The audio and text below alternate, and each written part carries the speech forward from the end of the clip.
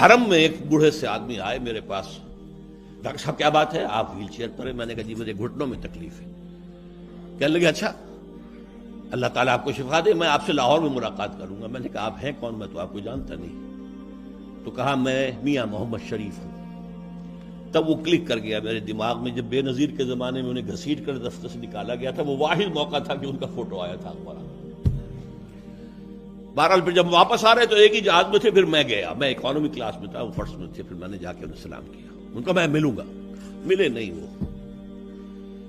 Election آ گیا، وہ کامیابی ہو گئی، وزارت عظمیٰ پاکستان کی، وزارت علیٰ پنجاب کی۔ تو میں نے انہیں خط لکھا، میں نے ایک تقریر کی تھی 12 فروری کو جمعے میں، کہ اب تمہیں کیا کرنا چاہیے۔ تحریک پاکستان ایک طرح سے زندہ ہو گئی، جو سپورٹ تمہیں ملی ہے وہ تو 46 میں بھی نہیں تھی جو اب ملی ہے، لہذا آپ کچھ کرو۔ تو میں نے انہیں وہ اپنا کیسٹ بھیج دیا، خط لکھا کہ آپ نے کہا تھا کہ آپ مجھ سے ملنے آئیں گے، آپ تو آئے نہیں۔ میں سوچتا تو رہا، لیکن میں نے یہ محسوس کیا کہ دین کے کسی خادم کے کسی دولت مند کے دروازے پر حاضری دینا اچھا نہیں ہے، میں نہیں آیا۔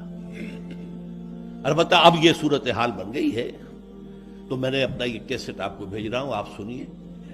میاں نواز شریف اور میاں شہباز شریف کو تو ظاہر بات ہے کہ مبارکبادیں وصول کرنے سے ہی وقت نہیں ہے، لیکن آپ سن لیں، اگر سنا سکتے ہیں ان کو بھی سنا دیں۔ پھر اگر کسی چیز کی وضاحت کی ضرورت ہو تو مجھے طلب فرمائیے، میں سر کے بل حاضر ہو جاؤں۔ فون آ گیا کل صبح، ہمارے چاروں شرفا، آپ شاید 3 سے ہی واقف ہوں، میاں محمد شریف بھی، میاں محمد نواز شریف بھی، میاں شہباز شریف بھی، میاں عباس شریف بھی، وہ عام طور پر معلوم نہیں ہے، بھاگے۔ بہرحال امید ہو گئی تھی تو میں نے ان کے سامنے پروپوزل رکھی کہ دیکھیے اس پاکستان کے دستور میں پورا اسلام موجود ہے، قرارداد مقاصد میں موجود ہے، دفعہ 227 میں موجود ہے۔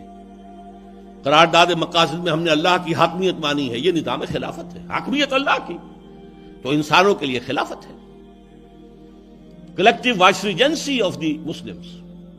اور نمبر 2، آپ کی دفعہ 227 دستور کی کہہ رہی ہے no legislation can be done here repugnant to the Quran and the Sunnah. اسلام تو ہے، لیکن کچھ چور دروازے ہیں جن کی وجہ سے یہ غیر مؤثر ہے۔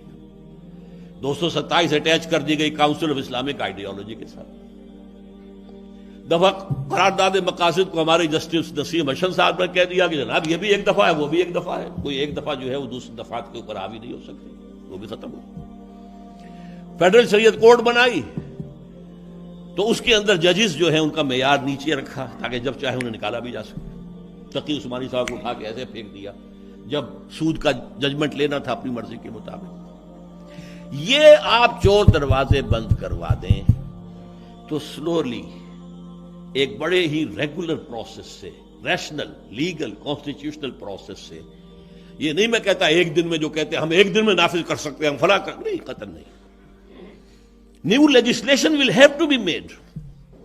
یہ ہماری فقہیں جو ہیں 400-500 سال پرانی، یہ ہمارے ساتھ اب نہیں دے سکتی پورے طور پر، لیکن وہ اسی طرح ہوگا کہ آپ کی نیشنل اسمبلی لیجسلیشن کرے، لیکن مجھے یہ حق ہونا چاہیے کہ میں سپریم کورٹ کا دروازہ کھٹکھٹاؤں کہ جناب آپ کے دستور میں لکھا ہے کہ لیجسلیشن کوئی نہیں ہو سکتی ریپگننٹ to the Quran and the سنہ، let me prove it has crossed the boundaries of Quran and سنہ۔ تو یہ بات اس کے ساتھ رفتہ رفتہ اگر عدالت مان لے واپس کر دے گی، لیکن دستور قانون بنائے گی وہی پھر اسمبلی، نیشنل اسمبلی۔ بہرحال امید ہوئی تھی لیکن کچھ نہیں ہوا۔ آج پھر میں سمجھتا ہوں جو بھی جس کا اثر ہے، جو بھی اثر ہے، وہ اس کے لیے سنجیدگی سے سوچے۔ فَفِرُّوا إِلَى اللَّهِ، دوڑو اللہ کی طرف۔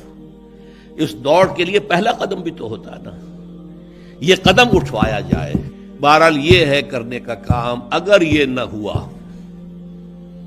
تو میں بہت تلخ الفاظ کہہ رہا ہوں، پاکستان کے اختتام کے لیے کاؤنٹ ڈاؤن شروع ہو چکا ہے، الٹی گنتی شروع ہو چکی ہے۔ کم سے کم ایک باعزت، آزاد، باغیرت قوم کی حیثیت سے تو خاتمہ ہو ہی جائے گا۔ ایک ذرا سا بڑا نیپال، وہ اس شمال کے اندر ہے، یہ شمال مغرب میں آ جائے گا، بس اللہ اللہ خیر صلی اللہ۔ ہم بھارت کے نیچے ہوں گے، تابع ہوں گے، اور امریکہ اور بھارت اس وقت تک پالیسی چینج نہیں کریں گے جب تک کہ پاکستان کی یہ قلب ماہیت نہ کرا لیں کہ بھارت کے سامنے سر جھکا کر کھڑے ہو. پھر اسٹریٹجیز تو چینج ہوتی رہتی ہیں. نشان یہی ہے زمانے میں زندہ قوموں کا کہ صبح و شام بدلتی ہیں ان کی تقدیریں، وہ تو بدلیں گی. لیکن اس وقت یہ بات ہے لازماً کہ پاکستان کو it has to be cut to size either to erase it from the map of the world, یا یہ ہے کہ محض ایک طفیلی سا کو ملک بن کرنا چاہے. اور حل صرف ایک ہے. مشاہد حسین صاحب اس پر سوچئے، مجھے موقع دیں میں آپ کے پاس حاضر ہو کر بات کروں گا. جنرل صاحب میں آپ کے پاس حاضر ہو کر بات کروں گا. میں سر کے بل گیا تھا نواز شریف کے ہاں بھی، میری آنکھوں میں آنسو آ گئے تھے. میں نے کہا تھا میاں صاحب آپ کو کیا پتا یہ پاکستان کیا چیز ہے؟ ہم سے پوچھئے. 170 میل پیدل چل کر پاکستان پہنچے ہم، حصار سے اور سلیمان کی ہیڈ ورکس 170 مائل ان 20 days. 95,000 کا قافلہ تھا، اور آج ادھر حملہ ہو گیا، آج ادھر حملہ ہو گیا. 10 میل لمبا تو گڈوں کی قطار ہوتی تھی. ہم سے پوچھئے. آپ کو تو یہاں بیٹھے ہوئے چھپر پاٹ کر اللہ نے ملک دے دیا. میرے آنکھوں میں آنسو آ گئے تھے. اس پر کہا تھا جنرل جو ان کے ساتھ عبد المجید نام ہے غالباً، کہا تھا کہ میاں صاحب انہوں نے تو اپنا کام کر دیا، ہم نے شکوہ بتا دیا تھا اس میں یہ کبھی کیجئے، اس میں یہ اضافہ کیجئے. انہوں نے تو اپنا کام کر دیا ہے، اب آپ کا کام ہے. تو میرے سامنے تو کہا کہ اچھا راجہ صاحب، راجہ ظفر الحق صاحب سے کہ تیاری کیجئے پھر ترمیمی بل کی. ترمیمی بل لے کر آئے تو 15ویں جو وہ تھی جو ترمیم لا حول ولا قوت الا باللہ، وہ تو کوئی وہ خلیفہ ہارون الرشید بننے کی فکر میں تھے اس وقت. بہرحال میں تلخ نوائی پر معذرت خواہ ہوں. کہنا وہی چاہیے جو دل میں ہو. عربی کی کہاوت بھی ہے کہ ظرف سے وہی ٹپکتا ہے جو اس کے اندر ہوتا ہے. کسی کی بھی دل آزاری مقصود نہیں ہے. اللہ کرے کہ میں غلط ہوں اور مثبت تجزیہ کرنے والے حضرات صحیح ہوں. مجھے اس سے بہتر اور کیا خوشی ہوگی. اقول قولی ھذا واستغفر اللہ لی ولکم.